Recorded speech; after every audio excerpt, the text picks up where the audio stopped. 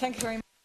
Of current criticisms of Dublin Bus, for example, people are getting them in the outer suburbs, and by the time they come to the inner suburbs, there's not enough room on the buses. I do think that Dublin Bus has been providing a very good service. The staff have been very courteous and helpful, and I do think it has been good. But obviously, there is a need for some changes. I would highlight the cross-city routes that they have brought in. I think they've been of great benefit, and the one that I know best is the 151, which covers the north side Docklands and covers then 3 hospitals: James's, the Coombe, and Crumlin.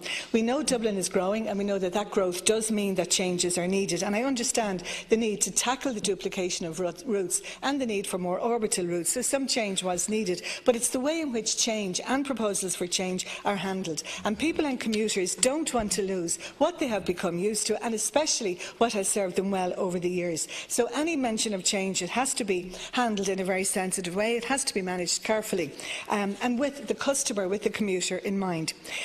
Just on the list of venues where this consultation has been going on, a lot of them have been hotels and shopping centres, and I do think there could have been a better use of community centres, of places within communities that would be more accessible to the people.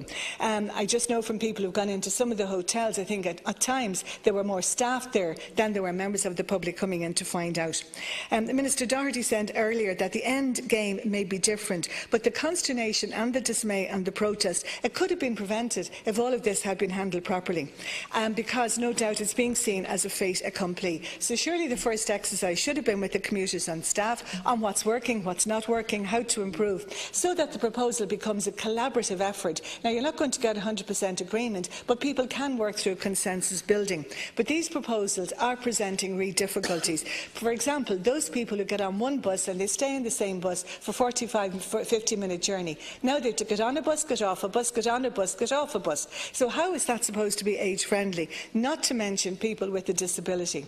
Now, the blurb from BusConnects talks about employers and employees and visitors and tourists and cyclists, all very well. They need transport. But what about those who have an older age and those people with disabilities? They don't need multiple journeys.